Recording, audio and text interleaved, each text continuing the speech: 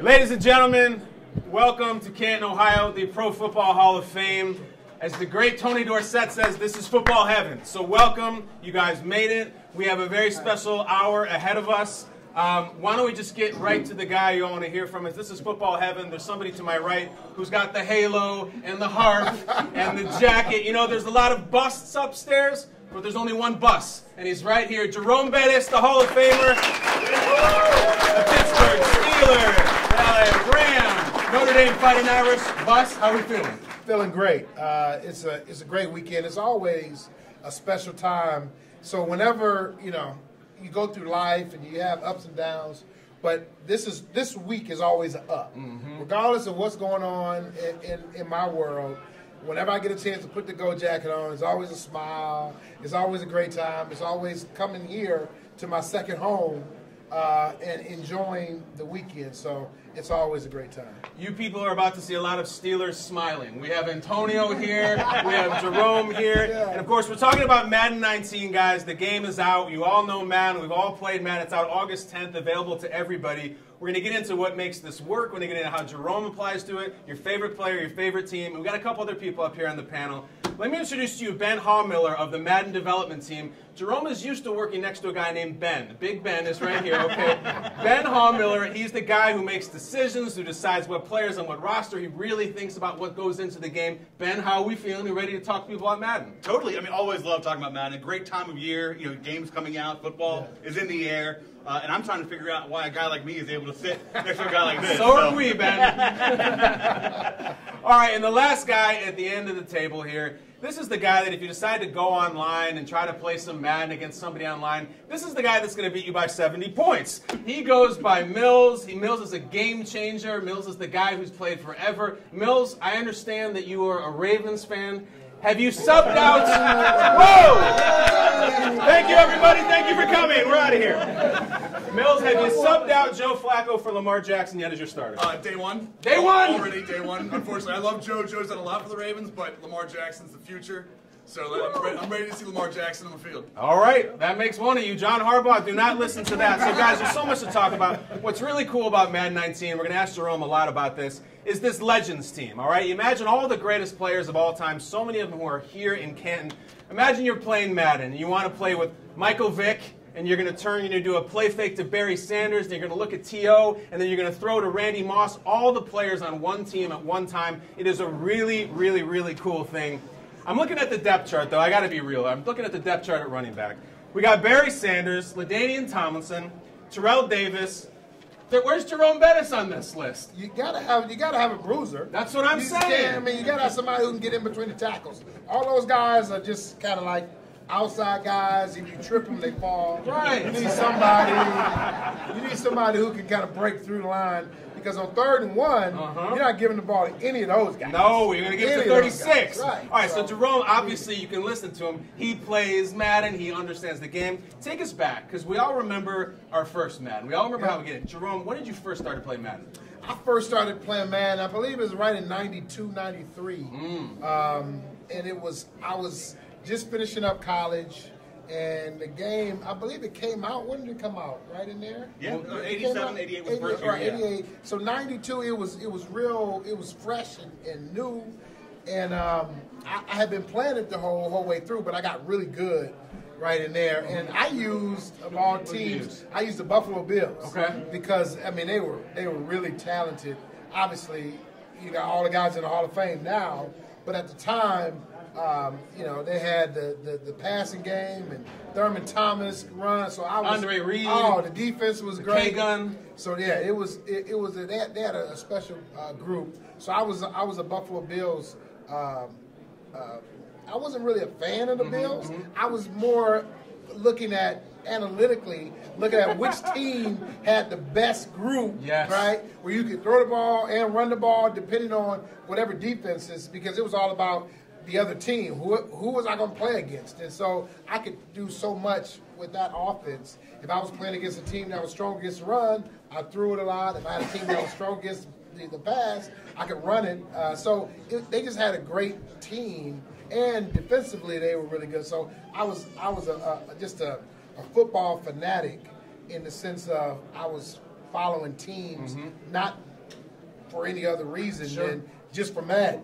And so it was crazy, yeah. We got over 300 Hall of Famers. We only have one who says analytically about video games. That's the Notre Dame education, Jerome Bettis.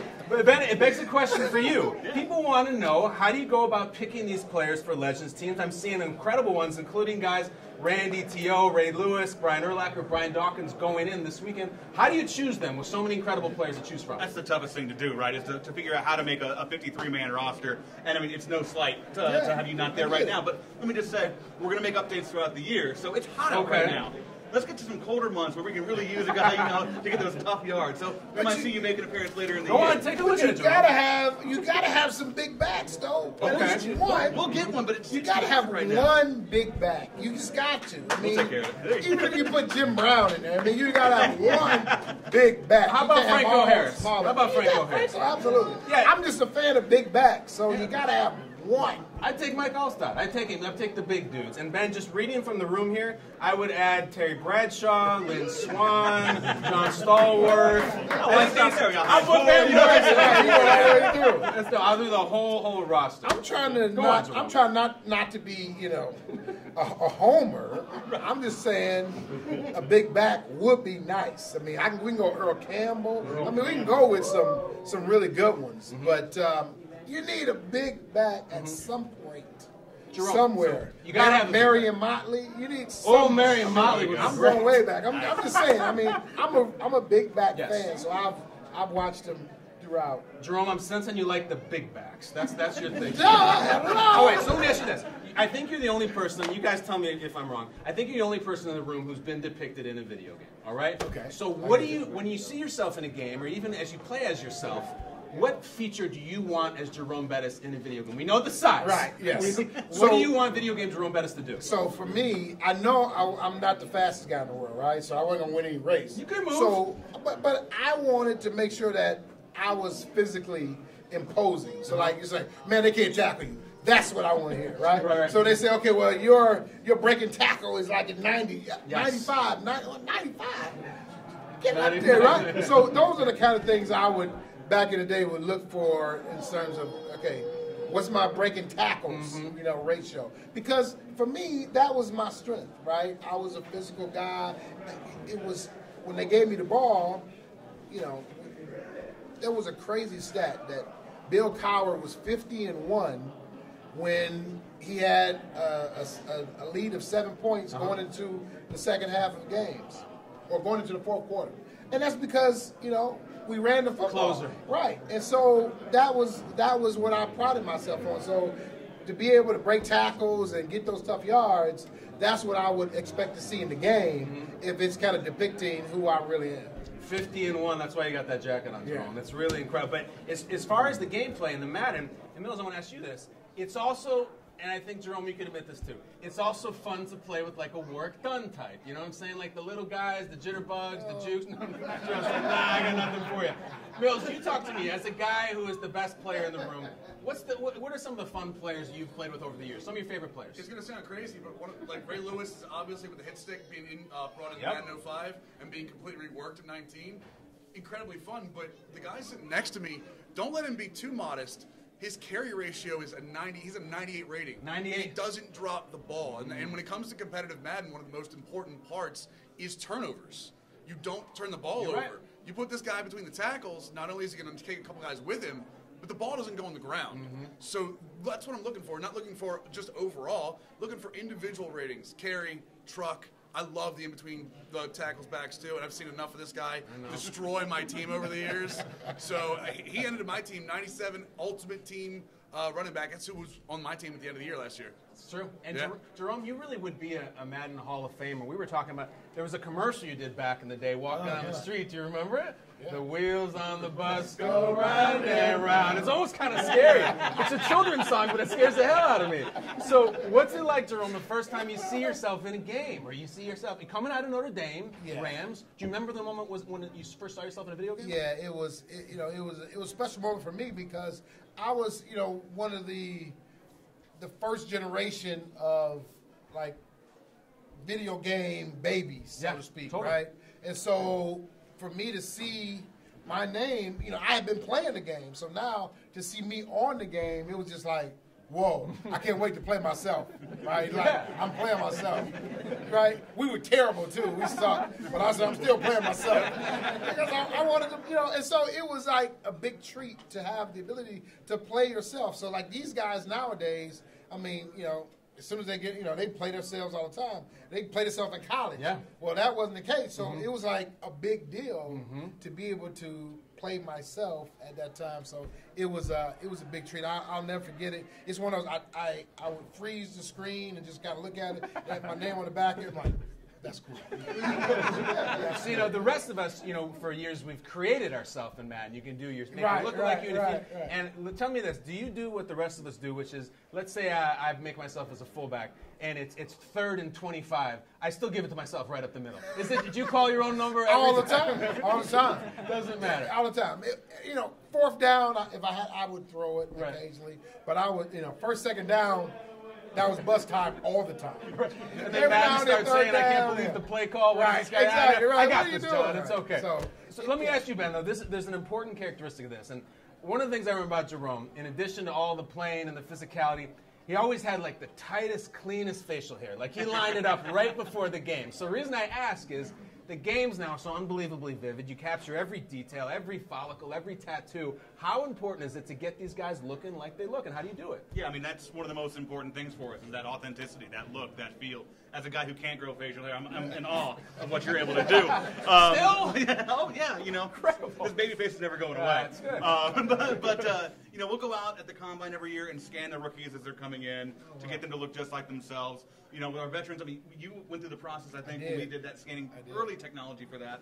So we're able to still use that when we bring you back in as a legend to make you look like yourself. We're actually trying something for the first time at the Hall this year where we're going to scan the busts and be able to use the bust to recreate guys in the game to make them look like themselves, too. So kind of we're always evolving that technology to try and make it look as real as it can be. No kidding. That's impressive. How do you feel about your bust upstairs, Jerome? You like I love it. I love it, yeah. Because it was, it was a labor of love. You sit there, I think the first time I sat with him, I sat for 8 hours or something.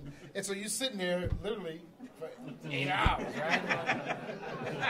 And so you're like, it better come out good. Yeah. You're like, I was sitting here like, don't do me like Ronaldo. I saw Ronaldo's. Don't do me that. But the key is you could add input on that. So for me, it was explaining to him that I had to get my beard and my facial hair correct, my hairline, all those kind of things that I prided myself in. Because I used to go, and not a lot of people notice, I would get a haircut before the game. Oh yeah. And so it was like, what?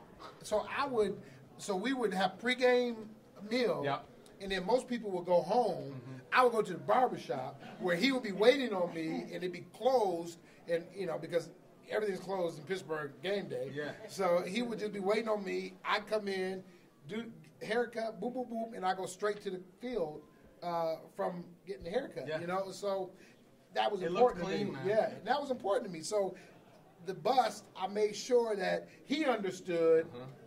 Sharp edges. I need and so he was like, huh? I'm sure he never seen somebody like worried about their hair on the bus, but he got it right, and I was very, very proud of the bust looking like a full representation of what I look like when I play. Yeah. And I can't say this for sure, but I would imagine the guy over your right shoulder probably hits the barbershop before the game, too. Or wherever. I mean, look, he's got the beard and the hair. And he uses my barber, too. Same guy? He uses my Give barber. him a plug. Who's the barber, Jerome? Dave the barber. Everybody knows Dave. Yeah. Okay. All right, so listen, we're talking about how accurate the game is on facial hair and stuff. Now, Mills, I remember back in the day, I used to play on my PC, and you control the runners with your arrow keys, and there's passing windows, and it's basically a little pixel. No one was seeing any facial hair or anything. So talk about, for you as a gamer, the way it's come in the last 30 years, the advancements, because, I mean, it looks ridiculous if you look at the old ones compared to now. It's extremely important to have that authenticity and the immersion, because a lot of people want to feel like they're using Jerome Bettis. They want to feel like they're using Lamar Jackson. And if those guys aren't in the game, it just looks like generic player number one. And especially this year, they added team celebrations. So another Steeler, Juju Schuster-Smith, they have his fireball celebration in the game. So, like, that's an authenticity thing. If he doesn't look like Juju Schuster-Smith, it doesn't mean anything. Or Smith-Schuster. Yeah, Schuster Smith is I mean, he's a Steelers. He's a Steelers, so it's okay. Hey, careful now. Look at the front row guys. I'm just glad we can shut down one barber and take out half the Steelers, and we just got to find that guy as a Ravens fan, right? Mills has got jokes, guys. Right? It's incredible. But yeah, so that authenticity and that immersion is very important, and having that character likeness is essential to keeping a gamer involved. Okay, so I think about likeness, and I think about some of these Steelers over the years. And by the way, I just want to point out, I noticed that some of the fans of the world champion Eagles have filled in here on the right side, too. We got Philly here. Oh, the room just changed, dude. Okay, what's up, Philly? What's going on? 4th and John is in the house. Oh, my gosh. I got nothing. I'm glad that they finally get an opportunity to speak. They've been silent for 50 years. So I'm glad the Eagles, because I always tell people obviously in Pittsburgh and people in the middle of the state, I say, the Eagles can be your NFC team if they're Eagles fans. I say the Steelers can be your AFC team. And so I always used to joke that, at least one side won championships. And now I can say both sides won championships. So congratulations to the Eagles. No, absolutely. Eagles did a great job. They deserve all the accolades this year. So. See, Jerome is a gentleman. I thought we were going to have to call security. Not at all. My hat goes off to the It's funny, he broke down Pennsylvania. I thought they renamed it Wensylvania, but I don't know. I could be wrong about that in the back of the room. All right. Let's all get along here. All right, you know how you get along? Jerome's a father now, right? Yes. Okay, so Madden has become generational. By the way, we're talking about Madden 19, which comes out August 10th for everybody. Is the moment your son, you have a son, Jerome Jr. Yeah. He plays the Madden. Right. Has he played with the old man yet? How does that go? So that was very interesting when they first brought in the Legends aspect of it. And he was young. He had been playing it. And so when they offered it, first time he saw it, Dad, you're in the game. He came running there, you're in the game. I can get you. And then he said, well, you cost too much. Okay. I'm like, what's too much? And he was like, well, Antonio Brown, I can get him for like $80,000, and you that cost, $70. I can't get both. It's like, so which one are you gonna get? He did not get me early on, but he made it a point that he wanted to, get enough points that he would buy me. So that was he did eventually buy me, and then he was impressed at how I was able to get up the field for him. So I thought he was going to end with you giving him the American Express card. Right. I know. Son, do that for everything else. No, I told him you gotta get it yourself. No shortcuts, so I didn't want to do that. So we know Jerome Bettis Jr.'s favorite player. Then tell us, with all these incredible players here on the Legends team, I can go down the list. I mean, Lyman, Jonathan Ogden, Kevin Mawai, legends like Ronnie Lotz and Brian Dawkins. Who are some of the favorite players we're seeing? Who are you getting the biggest response to? There's a number of players that every year everyone wants to see in the game.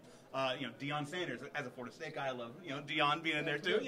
Guys like there's some players that aren't even on that list that are just in our Ultimate Team Legends program, like Dick Night Train Lane, who people playing the game weren't even alive when he was playing, but they love him in the world of Ultimate Team. So guys like that get a second life through the Madden game. So, it's kind of those guys that may have a distinct characteristic about them that really make them stand out. That's what players really gravitate for.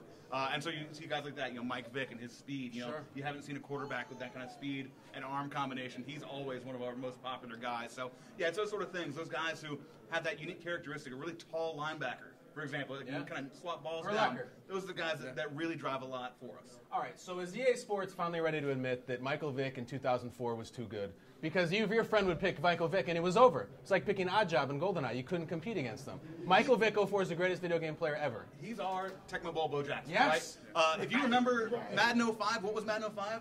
The year of defense with Ray Lewis on the cover. Because he broke the game. We had to change our defensive AI and strategy and philosophy to be able to stop one guy. So, yes. He is the most overpowered guy in video game history. It's incredible. And we're talking about favorite players, and I'm looking at the Legends team. Let me just judge the room here. I'm going to throw out a player's name on the Legends team. You guys tell me if you approve, okay?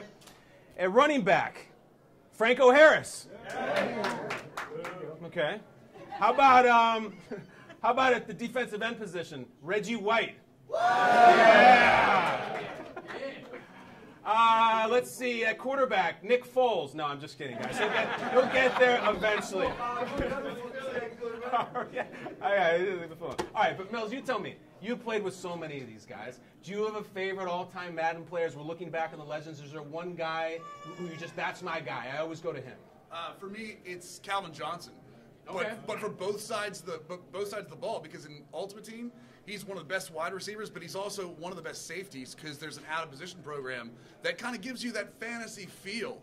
And having a guy that size, that speed, those kind of hands in the defensive backfield, it's a game changer just to be able to swap balls down. The other one has to be Randy Moss. Just Randy Moss's skills as a wide receiver just go over pretty much everybody else in the program at this point. Yeah, those two guys made a lot of guys quit Madden and pull out the controller and reset it. Because you just throw it up and Calvin goes and gets it and you want to forget about it. You know, we're still talking about more favorite players and everything. Jerome, you had so many incredible teammates. And some of them are already here and some of them are going to end up here. If you look back over all your teammates, you go all the way back to Notre Dame, who is a teammate or two that you would have loved to play as in Madden, as a video game character? For me, it probably would have been Troy Polamalu because his ability, his range. Also on the cover one year. Yeah, and his range on the defense, I mean, if he got anywhere near a ball, it was intercepted. He could play at the line of scrimmage, and he was a great tackler. So it was one of those, if I had to be somebody on defense, it'd be somebody who had the range that, you know, I could, you know, get him up to the line of scrimmage. I can play him back. Depending on down the distance, he was like my third linebacker that I could move around. I mean, he's just one of those players that was so special that you wanted him. I mean, he literally was all over the field, so you wanted him kind of all over the field on defense. No doubt. Now, Ben, I'm hearing Polamalu, and I'm thinking the burden that would fall on you to capture his majestic hair, the head and shoulders. Because if you turn it on the Steelers and you want Polamalu, you got to nail the hair. What is the state? There's a lot of guys in the league right now with crazy hair. I'm thinking Willie Snead last night on the Ravens is this big pom-pom thing going, and there's guys with dreads, Clay Matthews, to name a few. What role does hair play in the video game design? I actually asked that question. It's a part of it, for sure. It's a big part of it. Try and keep up with what everyone's doing and make them look like themselves. You've got, you know, pink tips and dreads now and things like that we've got to keep up with and try and make sure that we're representing these guys the right way and make sure that they are themselves. They want to look good. They want to look like themselves. It's an achievement to make it into the NFL and also to make it into Madden, and it's up to us to make them look like themselves. Mills, greatest hair Madden player of all time? It's easily Polamalu. Is it? It's a runaway. When he was in with the cover with him and Larry Fitzgerald on the cover, like it was one of those things. You knew when you were playing on offense, you could see the hair back there, and you were just like, don't throw it that way. Throw it the other side of the field and hope he doesn't get there. So what about on offense, Jerome? All these great teammates you've had. You know, the one name that occurs to me is someone who could pull off a trick play, a little versatile. Antoine Randall obviously had the huge throw in the game against Seattle. Just somebody on the offensive side of the ball you'd love to play with in Madden. Wow. For me, it would probably have to be Ben. Tough to bring down. Yeah, and him tough to bring down, and he's gonna get the ball off with accuracy, even with somebody's kind of on him. He'll still be able to complete the pass. And so when you want a quarterback, you want a guy that's tough, a guy that makes plays, and who's a winner. And Ben is all of those things. I mean, I could think of, you know, maybe a couple other guys, but the one guy, if I had to pick, like I get the first pick, I'm picking Ben. Because you get him and you wrap him up and he doesn't get down. Ben, you know what I'm talking about. You're too kind. I mean, that's so nice to say those such great things about me. So, Ben, you'd be great, man. Here's the question. So Antonio's on the cover, all right, again, August 10th, Madden 19. Everyone is always caught up now in who's on the Madden cover. It's a great thing. I mean, when I was in junior high school, it was who's on the SI swimsuit cover. It was great. Right. Kathy Ireland, we remember Jerome. Yeah. But when it comes down to when you're picking Antonio or picking all the guys over the years, what is the process? Take us into it as much as you can reveal, because this is pretty cool. I'm curious about that as well. Well, I mean, there were a number of years where we did a cover vote. We put it up to the fans, right? You decide. We're going to lay out a number of players for you, and we went down that route for a number of years. Peyton Hillis!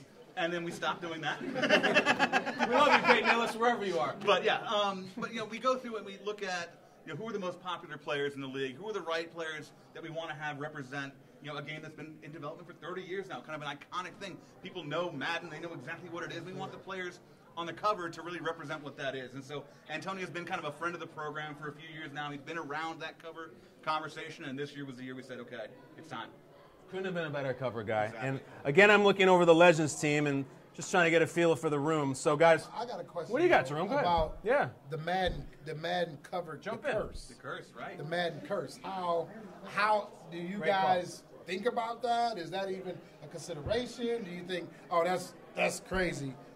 Because as players, we used to that was something that we thought about. Like, oh man, no, I don't want to be on the cover because for the first 6 or 7 years, like every guy would get hurt. Yeah. It's like I don't want to be on it. It's a great question. Yeah. Great question. Yeah, we're aware of it. Honestly, we put no stock into it. Of course. But it's one of those kind of fun things in the world of Madden that they talk about the curse. And it's one of those things that everyone loves to talk about. Hold on, Ben. Ratings You put in the no cover. stock into it. Now, obviously, I don't believe it. I don't believe in werewolves either. Right. However, If the players believe in it, that's important. When it really took off was the Mike Vick year, okay? Because he gets the cover, and then he breaks his leg the preseason against Baltimore, and everyone's oh, ooh, la. But you guys, you don't consider it at all. No, I mean, there was no situation where people said, oh, we don't want Brady to have a great year, so we'll put him on the cover to try and get him out, right? Right. And we've never had a player turn us down. Because Have you they're ever afraid had of any it. resistance from a player or player's reps about this is such an incredible, flattering lifetime offer? My client is superstitious. He's heard them things in the locker room. Jerome, locker rooms get very superstitious, do they not? Absolutely. And oh, really? That's against bad luck. So you've never heard none of that. Never had a player tell us no. Only thing we've ever heard from players is I'm not fast enough in the game. That's the number one thing we hear. No question. Yes. It doesn't matter if you give them 109 speed. They should have been 110. I found that one thing. It's undefeated. Players always like their ratings. Jerome, you would look at the numbers, right? Absolutely. That's the first thing you go to. You got 87 speed. Right. Then you go over and say, okay, I got 99 tackling. Okay. All right, breaking tackles. Okay, it's okay.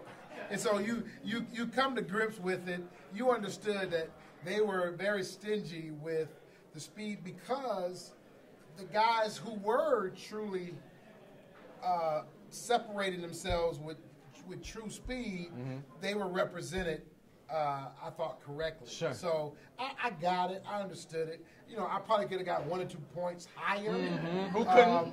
Yeah, but I did understand it. So like the real fast guys on the game were really fast. Santonio was yeah, fast. so I get it. I understood it. And always the one that would blow my mind was there was the awareness one, and if you had low awareness, it was like you were dumb Oh or yeah, something. yeah, it's right. I would take right, that one personally. right. I was real high on the awareness Were category, you? so I was happy about that. And it would always Yeah, I be was real high fascinating about too that. that like for players in non-positions, like they would have a kicking power, and it would be like Matt Hasselbeck's kicking power. Who cares? But he would have one, right? Jerome, do you have good kicking power? Do you remember? You know what? I didn't really care much about the kicking power because I knew I wasn't kicking the ball, Right. and I knew nobody was going to use me to kick the ball, so I could care less about any of those. It was all about if I fumbled, if I Kicking a lot of asses, though, Jerome. That was the key. You That mentioned was the kick key. power, though. We hear from players a lot about that. Everyone Okay. told me, oh, I was a high school kicker. Why is my kick power so low? Like, we check a lot of tape. We watch a lot of things. I'm We're not going back watching up. high school. All right, so no, this is such a thing that players geek about. The ratings, who do you want to choose, who do you want to start at running back. Tell me as a guy who plays online, who has great game, what do the ratings mean to you? How do you look at them? How do you use them? We take the overall rating and we kind of set it to the side. We look specifically for things that fit our game. So if we're looking for a speed back, we'll look at speed, acceleration, elusiveness. If we're looking for a power back like Jerome, we're going to look for trucking. Carrying is going to be in between the tackles. If we're looking for a lineman, we may have more of a run block. So we're looking for more of a run block line, that kind of stuff. So we're looking individual ratings that we're going to help our game get better. And we kind of put all the other stuff like awareness. Yeah. Awareness for us is, like for a quarterback, isn't as important as maybe his throw power because we're controlling it. It's our brain for that. Yeah. So You're right. definitely something we go individual ratings as opposed to looking at overall for that. All right, so I've got awareness a little bit going on right now. I keep looking at the room, and I just want to shout out to the room again, looking at the Legends team. I'm looking at the safeties, and if you guys hear somebody you like on the Legends team, just let me know. Steve Atwater, love Steve Atwater. Brian Dawkins, I love Doc. And Doc, of course, is going in this weekend. If you guys have not been upstairs yet to the Hall of Busts, it is one of the coolest things ever. Jerome talked about how much he liked his before. Just a little bit of advice. I've been there a bunch of times. Don't miss the Howie Long bust. It's fantastic. The Kevin Green bust is incredible. Everybody leaves with their favorite bust, the one they like the most. Jerome, do you know who your bus neighbors are? Like, who'd they put you around? Oh, John Madden that's a says good the bus question. talk to each other at night. Yeah, that's a good question. We gotta check that out. check to see but I did check. I would look at the bus to see the uniqueness of different guys' bus. It's the bus. But, bus. right. Okay, it's tough. A couple guys that I really liked. If you do get a chance to see it, was I'm a homer on this one, but Dan Rooney, his glasses. You know, it's hard to have glasses on a bus, and they did a great job of his glasses on a bus. Warren Sapp's braids on the bus. He's like he's got the rose in, right? Right, On the bus, yeah. He had the. I mean, they were asking Urlacher last night unique. about how his bus is going to be, and he says because Urlacher's got the hair now. Right. He says it's going to be totally bald, no hair. So what they do when they come to do a bust, they have a couple things that they tell you that cannot deviate. It has to be from your playing days. So if you did not have hair when you played, you cannot have hair on the bust. It has to represent when you played. Okay. And so they go back and take pictures and get pictures of when you played. And so they're looking at all of the program pictures and all of those, and then they get an idea of your face as it is now, and they try to get a little blend of it, but it's more leaning towards your playing career. So whatever guys wore when they played, that's what your bus is going to look like. So it's it's a little different. Like John Elway, I think he's got like a little hair coming. Yeah, he's got a little something. So different guys have different things, and then which guy? The buck teeth with Strahan? With Strahan. Yeah, sure. I knew it immediately. It's like we're playing password. You got the space in there. I mean, just to see those little unique. That's what I would say. Try to look at all of them, but there's a couple unique ones that guys had unique facial qualities that really stand out in a bust. Yes. So, guys, we've got a few more minutes just to talk about some things, and so many amazingly good young players in the league right now. Just guys come in, and even the brand new rookies in this class. And I'm looking at Antonio up there. Antonio coming out of Central Michigan, not this guy who's this first-round draft pick, and because of what he does on the field, his personality's on the cover of Madden. So what I want to ask our panel is, and I'll start with you, Mills, is there a young player in the league right now that someday, maybe it's a couple years, 5 years from now, that you would love to see on the Madden cover? Like if you had to pick a guy and maybe invest in him or predict a young guy who might end up on the Madden cover down the road, who would you think, Mills? I'm not going to take the easy route and say Lamar again. What I'll say is Derwin last night, I don't know. Yeah, I know. Derwin James. Derwin James. Out of San Diego. You're talking about the Chargers safety. Yeah, I think he's a really talented defensive back. And in that defense, being a young, powerful defense already, I'd love to see him kind of ascend and have another defensive player on the cover just to see that. That would be very cool. And there's a lot of guys on that Chargers team. I'd love to see Joey Bosa. Joey Bosa, yeah. Joey Bosa looks like Mr. Incredible. He'd be a great video game guy. Now, what do you think, Ben? Who's the guy? You have your eye on this thing. Who's a young player? I mentioned earlier Florida State with Dion. Now you got Derwin. So let's keep it in the family here. Jalen Ramsey. Love Jalen. So everybody loves Jalen. Oh, Jalen. Now listen, are you going to put a Jacksonville Jaguar? I love the team. It's market number 32. Would you put a Jaguar on the cover of Madden? Because I'd love it. I mean, new logo, new look, stranger things have happened. All right. Jalen Ramsey, incredible. So we got two Florida State Seminoles. Now let's talk to the Fighting Irish. Jerome, you know the league. You know the young players. You know the young backs. Is there anybody you really like? I like the kid Penny. Rashad Penny in Seattle. Penny, out in Seattle. Yep.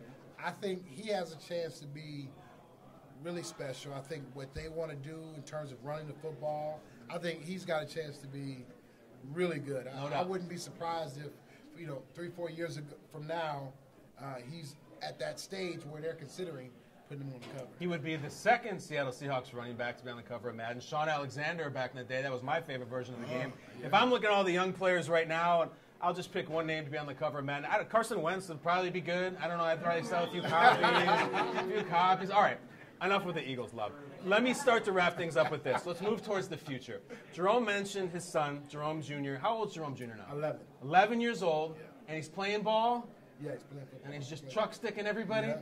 Yes? All right, I figured. So when Jerome Bettis Jr. one day is in the Hall of Fame, and he's in the jacket, and he's sitting here, and we're talking about these video games.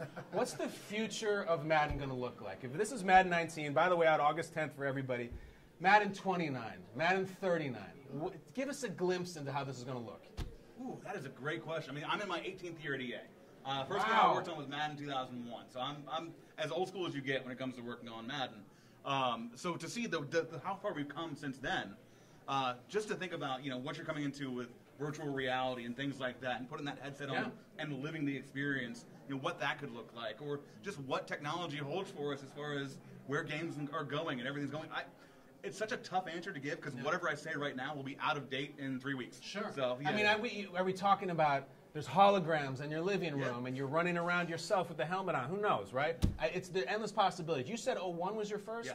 Was that Marshall Falls? Eddie George. Eddie George Yeah. with the big stiff arm on the cover. That's the big back that Jerome likes. Mills, you play the games all the time. What would you like to see the games go to when 20 years from now, 5 years from now, whatever you like? I can actually see it becoming even more mobile, like being able to take Madden 19, there's already a mobile version of the game out, but having to take that HD experience, like everything you get in the console version, just anywhere with you. Can you imagine like being at a Ravens-Steelers game, playing Ravens-Steelers like week 6, 2029, and being able to play the game as it's going? Yeah, exactly, and beat the Steelers while that's happening.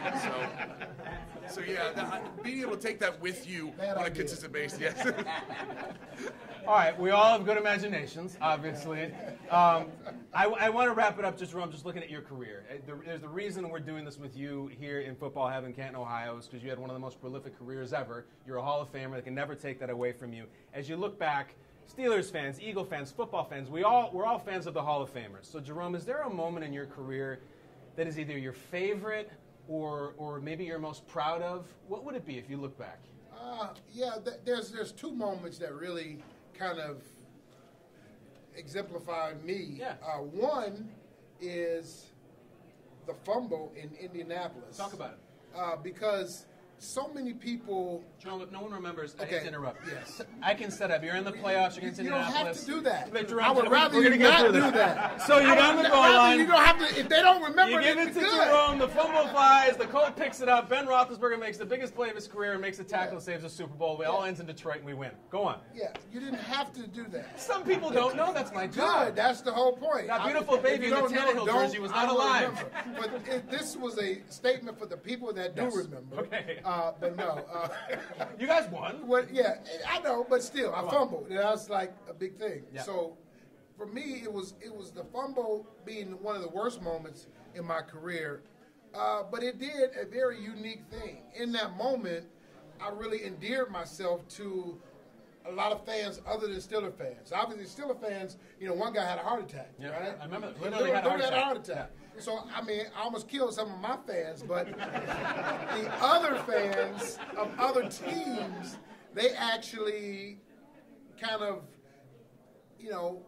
had a little bit of empathy for me. They felt for you. They felt for me. And so as the playoffs went through, we won that game, and as we got through to the Super Bowl, I had fans of me, maybe not necessarily of the Steelers, that wanted to see me do well. That's right.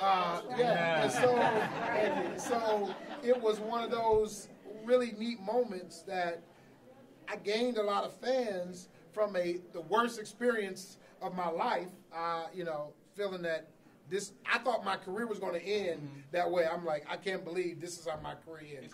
They won't remember any of the other things. They're just going to remember this. I understand. And so I was just, that's all I could think about. And then for it to go from that to taking the Lombardi Award in my hometown of Detroit, retiring when my career had started, going full circle, and for that moment to actually happen from, just a couple weeks ago having the worst moment in my career to having the best moment in my career, it was, those two moments, they are always going to be kind of intertwined together because so many people and so many fans out there really got a better appreciation for me in those short 2 or 3 weeks from that moment till my crowning moment. And you end up in the jacket, man. And here we are in Canton, Ohio.